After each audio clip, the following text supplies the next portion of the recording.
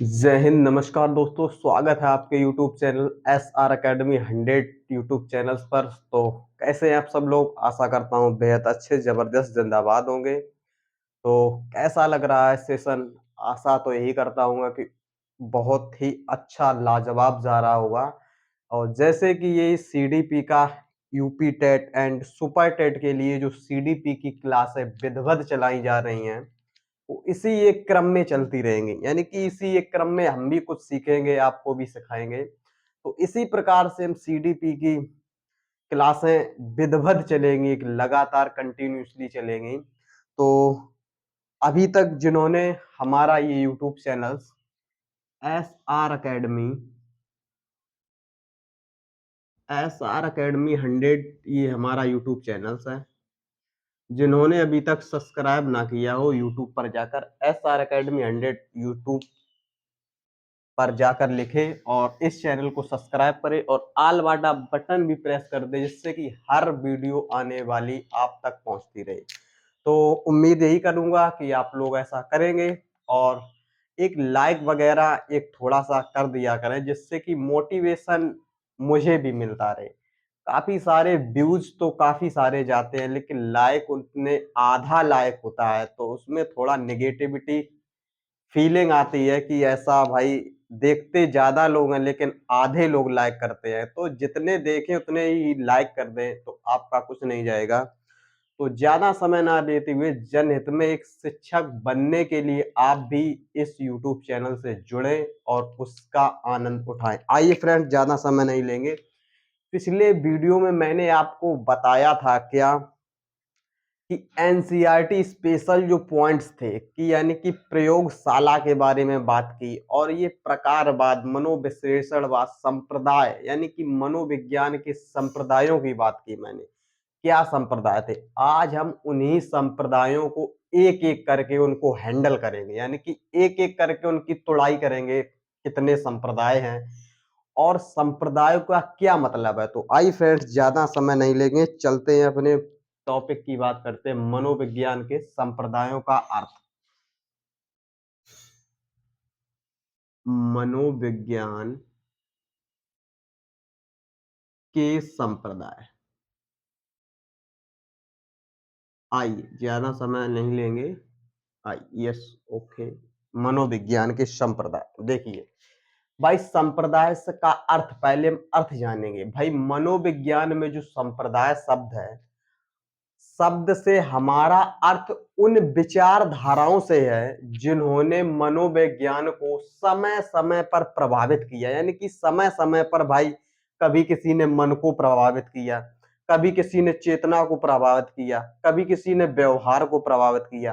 तो ये भाई उनका अर्थ क्या, उनके विचार को, धाराओं को अलग अलग जिन्होंने समय समय पर प्रभावित किया, उसी को संप्रदाय, यानी कि उसी को संप्रदाय कहेंगे। आइए, क्या कि मनोविज्ञान में संप्रदाय शब्द से अर्थ, आइए पहले इसको हैंडल करें फिर चलेंगे।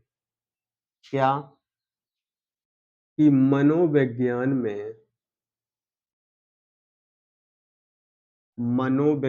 में संप्रदाय का अर्थ है, ओके। मनोविज्ञान में संप्रदाय का अर्थ उन विचारधाराओं से है। संप्रदाय का अर्थ उन विचारधाराओं से है, विचार धाराओं से है, उन विचारधाराओं से है जिन्होंने मनोविज्ञान को समय समय पर प्रभावित किया। जिन्होंने मनोविज्ञान को समय समय पर प्रभावित किया।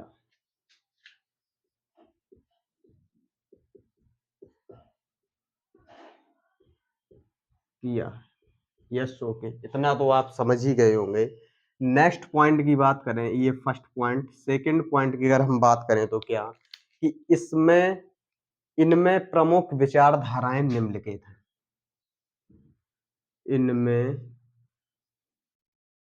प्रमुख विचारधाराएं निम्नलिखित हैं।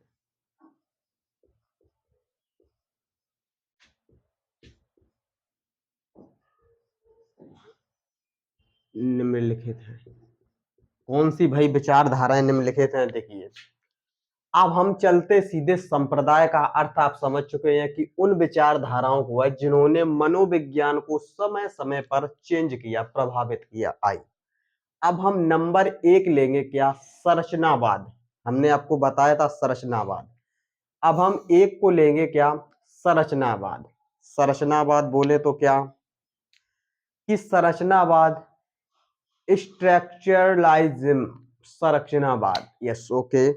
तो क्या है संरचनावाद? देखें कि ये मनोविज्ञान का सबसे पुराना संप्रदाय है जिसकी शुरुआत 1879 ईस्वी से जर्मनी के लिप्जिंग शहर से मानी जाती है। हमने आपको पॉइंट दिया भी था एनसीईआरटी में कि मनोविज्ञान की प्रमुख पहली प्रयोगशाला जर्मनी के लिप्जिंग शहर में स्थापित की गई, जब जर्मनी के मनोवैज्ञानिक विलियम वुंट ने पहली मनोविज्ञान प्रयोगशाला स्थापित की। आप समझ गए होंगे तो क्या कि यह मनोविज्ञान का सबसे पुराना संप्रदाय है। अरे, पहले संप्रदाय तो लिखने दो। संप्रदाय का नाम है संरचनावाद। नंबर 1 डालेंगे संरचनावाद।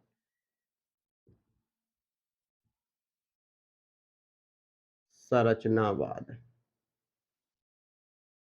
संरचनावाद ये संप्रदाय फर्स्ट संप्रदाय है, इसके बारे में हम चर्चा करेंगे। यह मनोविज्ञान का, यह मनोविज्ञान का सबसे पुराना संप्रदाय है, सबसे पुराना संप्रदाय है और सबसे पुराना संप्रदाय। बात हम यहीं तक नहीं खत्म करेंगे कि जिसकी शुरुआत 1879 ईस्वी से, जिसकी शुरुआत 1879 ईस्वी से जर्मनी के लिप्जिंग शहर, जर्मनी के लिप्जिंग शहर, जर्मनी के लिप्जिंग शहर से मानी जाती है। आई, यस, लिप्जिंग शहर से मानी जाती है। और इसकी शुरुआत की बात करें कि जब जर्मनी मनोवैज्ञानिक विलियम वुंट, जब जर्मनी मनोवैज्ञानिक विलियम वुंट ने पहली प्रयोगशाला स्थापित, जब जर्मनी मनोवैज्ञानिक विलियम विलियम वुंट ने पहली प्रयोगशाला स्थापित की, जब पहली प्रयोगशाला स्थापित की। यस, ओके, ये आपका पॉइंट्स हो गया।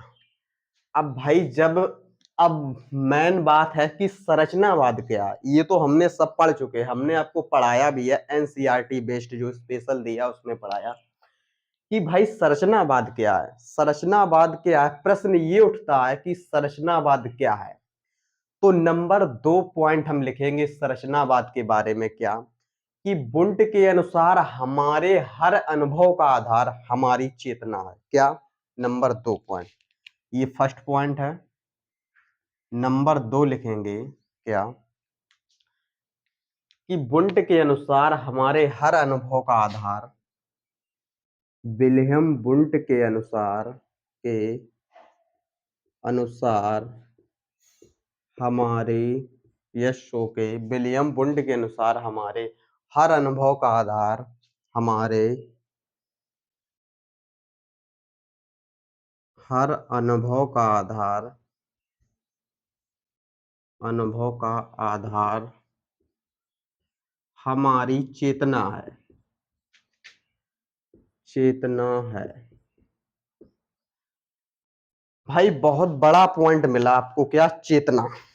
चेतना शब्द का अब आशय हम बताएंगे आपको कि भाई चेतना शब्द क्या है।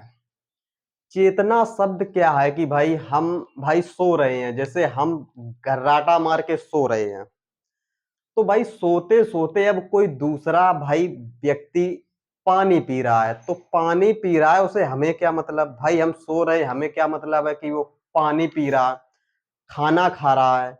ये क्या है? हमें ना पता, हमें कोई चीज दिख रही नहीं, तो हमें कैसे पता हमारी चेतना को कि भाई वो व्यक्ति पानी पी रहा है?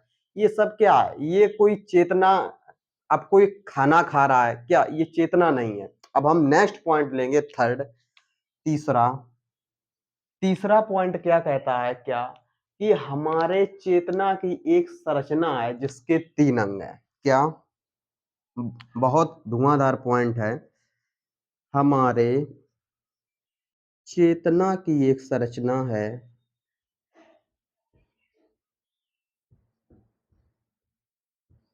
संरचना है जिसके 3 अंग हैं। बहुत महत्वपूर्ण अंग हैं, एक एक समझाऊंगा बहुत कायदे तरीके से। जिसके 3 अंग हैं। 3 अंग क्या हैं भाई? देखिए 3 अंग क्या हैं इसके, हम आपको बताते हैं। देखो 3 अंग क्या हैं, देखें। नंबर 1 हमारी संवेदना। संवेदना। नंबर 2 भाव। और नंबर 3 की अगर हम बात करें, नंबर 3 हमारा हो जाएगा प्रतिमा। नंबर 3 प्रतिमा। अब भाई संवेदना क्या है? संवेदना सेंसेशन, हम लिख देते हैं सेंसेशन। इसको इंग्लिश में बोलते हैं सेंसेशन। सेंसेशन। और भाव को इंग्लिश में बोलते हैं फीलिंग। फीलिंग। और प्रतिमा को इंग्लिश में बोलते हैं इमेज। इमेज। अब क्या है, एक एक बात हम समझाएंगे आपको, समझाने में हम समझा तो लेंगे ही लेंगे आपको। संवेदना क्या है भाई? अब ये जुड़ा है हमारे चेतना से, ये तीनों पॉइंट्स हमारे चेतना से जुड़ चुके हैं। अब भाई संवेदना क्या है? देखो संवेदना क्या है कि गुलाब की खुशबू की महक का महसूस होना। यहाँ क्या है, यहाँ हम लिख देते हैं गुलाब क्या है, चाहे किसी भी खुशबू का महसूस होना। खुशबू का महसूस होना, ये हमारी क्या है? संवेदना। और भाई खुशबू का अगर स्वाद आपको अच्छा या खराब, अच्छा लगे तो भी सही या खराब लगे तो भी सही, ओके। अब उस खुशबू की अच्छा या खराब तो कोई बात नहीं, वो तो लगेगा, वो तो भाव है, यानी कि फीलिंग्स आती है। कभी आपने देखा होगा कि गुलाब का कोई परफ्यूम, यानी कि गुलाब का कोई परफ्यूम डाल के निकल जाए, तो आप उस फीलिंग से समझ जाएंगे कि ये फलाने का सेंट लगाए हुए है। अब उस अगर फलाने का सेंट मतलब गुलाब वाला सेंट लगाए हुए, आप उसकी भावना यानी कि फीलिंग को समझा। अब आपके दिमाग में एक इमेज बन गई, क्या? कि गुलाब की खुशबू। अब यहाँ क्या फोटो बनकर तैयार हो गई। जब फोटो बनकर तैयार हो जाए तो उसी को कहते हैं प्रतिमा। आप समझ गए होंगे, ये तीनों पॉइंट एक ही बार में समझे जाएंगे। कैसे? कि भाई हमें किसी खुशबू की महक लगी, हमारी संवेदना सेंसेशन, यानी कि हमने सेंस लगाया। उस खुशबू की फीलिंग्स का मतलब है हमें उस खुशबू की अच्छाई या बुराई, एक होती है खुशबू अच्छी आएगी, एक होती है खुशबू खराब आएगी। उससे क्या हमारी फीलिंग होगी, हमें फीलिंग आएगी। फीलिंग का मतलब भाव में पैदा होगा। उस भाव को समझकर हम समझे कि भाई क्या, कि ये भाई गेंदा की खुशबू है, ये भाई गुलाब की खुशबू है, ये भाई फलाने की खुशबू है, ये ढिकाने की खुशबू। आप समझ गए होंगे। उसकी बाद में इमेज बन जाती है। अब लास्ट में कोई एक उदाहरण दें भाई, भरे बाजार में कोई सर में लगाए हुए चमेली का तेल, चमेली का तेल देखा होगा आपने, सुना भी होगा। सर में कोई भाई चमेली का तेल लगाकर बाजार आया है। अब आप उसके पास से गुजरे, आपको महसूस हुई क्या? कि भाई चमेली का तेल कोई लगाए है पास में। अब भाई चमेली का तेल आप तभी तो नाम लेंगे जब उसकी फोटो बनकर आपके दिमाग में एक प्रतिमा के रूप में उपचारित हो जाएगी। आप समझ गए होंगे। ये हमारा पॉइंट समझाने का तरीका है। अब एक महसूस करना क्या है, खुशबू जैसे महसूस भाई हम नाक से करेंगे, कोई चीज को सुगंध लेंगे हम नाक से, ना कि मुंह से सुगंध लेंगे। भाई स्वाद लेंगे हम जीभ से, देखेंगे हम आंखों से, और ठंडा गर्म महसूस करेंगे स्पर्श करने से। इसी को स्पर्श संवेदना से प्रदर्शित किया गया। आप लोग समझ गए होंगे काफी सारी चीजें हम इसी हिसाब से। और कभी भी आपको ऐसे पॉइंटों में हिलकना कतई नहीं है। अब हम नेक्स्ट के बारे में चर्चा करेंगे। नेक्स्ट क्या है, आप इतना लिख चुके, स्क्रीनशॉट करके आप लोग एक अलग लिख लें। अब हम चलेंगे क्या, चेतना का अर्थ क्या है, चेतना को हम कैसे समझेंगे। ये आपकी फीलिंग्स महसूस करने वाले को हमने अच्छे तरीके से समझा दिया। भाई चेतना क्या है, 1 मिनट समझ लें आप। अब हम चेतना का पूरा ऑपरेशन कर दें। भाई चेतना क्या है, मैं भाई पढ़ा रहा हूं, ये आपको दिख रहा है, मेरा कलम आपको दिख रहा है, ये कोई चेतना है, चेतना नहीं है। चेतना का मतलब है अपने अंतः दर्शन, यानी कि अपने अंदर से कोई चीज को महसूस कर लेना, वही क्या चेतना है। अब भाई हमारा ये डस्टर है, आपको दिख रहा है। अब भाई डस्टर पीछे से टूटा है या फूटा है, ये भाई दिखेगा। अब इसमें क्या हमने किया है ये मुझे पता होगा, मेरी चेतना को पता होगा, क्या आपको थोड़ी पता होगा। ऐसा ही आप एक मोबाइल फोन लें, भाई मेरा मोबाइल फोन है, मेरा मोबाइल फोन भाई आपको कैसे पता कि इसमें फला फला नाम का नंबर सेव है। भाई मुझे मेरी चेतना में, हमने किया, मुझे मेरी चेतना में पता है कि फला मोबाइल नंबर सेव है, फलाने की फोटो पड़ी हुई है, उस मंदिर पर हम घूमने गए थे, उस मंदिर की हमारी फोटो पड़ी, ये मुझे पता है, ना कि आपको। आप समझ गए हो चेतना क्या है। आइए अब नेक्स्ट चलेंगे। इतने इससे ज्यादा हमारी ताकत नहीं है हम आपको समझा सके। नेक्स्ट पॉइंट लेंगे नंबर 4। नंबर 4 की बात करें क्या, कि भाई क्योंकि चेतना दिखाई नहीं पड़ती है, इसलिए संरचनावादियों की शिक्षण विधि को अंतः दर्शन विधि, यानी कि चेतना भाई कोई नहीं देख सकता।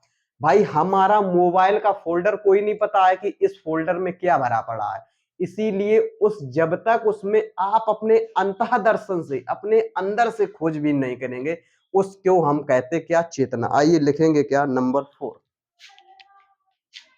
नंबर 4 लिखेंगे क्या, चेतना दिखाई नहीं पड़ती, इसलिए संरचनावादियों ने चेतना दिखाई नहीं पड़ती, इसलिए संरचनावादियों ने संरचनावाद ने चेतना को हम कभी नहीं देख सकते। संरचनावादी की शिक्षण विधियों को, संरचनावादी यस की शिक्षण विधियों को, शिक्षण विधि को अंतः दर्शन विधि, यानी शिक्षण विधि को अंतः दर्शन विधि कहा जाता है। शिक्षण विधि को अंतः दर्शन विधि कहा जाता है, कहा जाता है। यस, आप ये पॉइंट समझ गए होंगे कि भाई जब तक हमें चेतना कोई दिखाई तो पड़ती नहीं। इसमें भाई स्याही हमने डाली, कितनी डाली ये मुझे पता है, आपको नहीं पता, ये चेतना नहीं दिखाई पड़ रही है। उसको शिक्षण विधि को अंतः दर्शन क्यों कहा गया, हम अपने जब तक अंदर नहीं डालेंगे। भाई हम गुलाब की खुशबू को हमने महसूस ही नहीं किया, हमने अपने अंदर लिया ही नहीं, तो हम कैसे बताएंगे कि ये गुलाब की खुशबू है। हम भाई नाक से जो हमने अपने अंदर खुशबू को महसूस किया, हम उस खुशबू को, हमें पता ही नहीं है, हमने अंदर नहीं झांका, तो हमें कैसे पता चलेगा कि ये गुलाब की खुशबू है। नेक्स्ट पॉइंट लेंगे क्या, नंबर 5।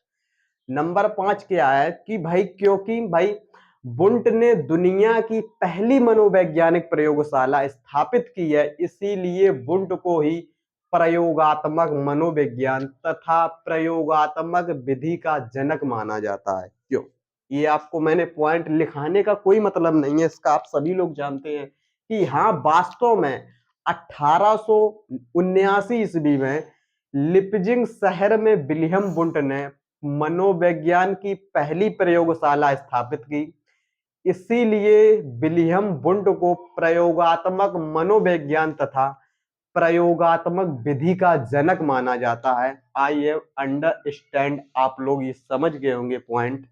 मैं इससे ज्यादा आपको नहीं समझा सकता, मेरी दम नहीं है भाई। तो मैं क्या करता हूं कि आज के लिए एक संप्रदाय मैंने तोड़ रखा है, ऑपरेशन संप्रदाय का हो चुका है। अब नेक्स्ट क्लास के लिए दूसरा संप्रदाय के लिए तैयार रहेंगे आप लोग। कैसे संप्रदायों को हम इसी प्रकार से एक एक करके संप्रदाय आपको समझाएंगे। तो फ्रेंड्स, कैसा लगा हमारा सेशन? आशा यही करता हूँ मैंने यहाँ बहुत अच्छे तरीके से समझाया। भाई खुशबू को ले लीजिए, आप संप्रदाय समझ गए। चेतना वाला संप्रदाय खुशबू को से यानी कि खुशबू के नाम से ही समझ जाओगे कि खुशबू भाई हम जब तक अंदर अंतः दर्शन में नहीं डालेंगे हम कैसे महसूस करेंगे किस चीज की खुशबू है। तो फ्रेंड्स, इसी प्रकार से हंसते रहिए, मुस्कुराते रहिए, सदा जीवन की ओर आगे बढ़ते रहिए। तो फ्रेंड्स, अभी तक जिन्होंने इतनी मेहनत के बावजूद भी हमारा चैनल सब्सक्राइब ना किया हो तो यूट्यूब पर जाकर चैनल को SR Academy 100 YouTube channel subscribe करें। और वीडियो अच्छी लगे तो लाइक वाइक जरूर कर दिया करो और क्लास को शेयर भी कर दें। एक बार किसी दूसरे को भी दिखाएं कि हाँ किस प्रकार से क्लास चल रही है। तो जब तक के लिए फ्रेंड्स, मिलते हैं नेक्स्ट वीडियो में। जय हिंद, जय भारत।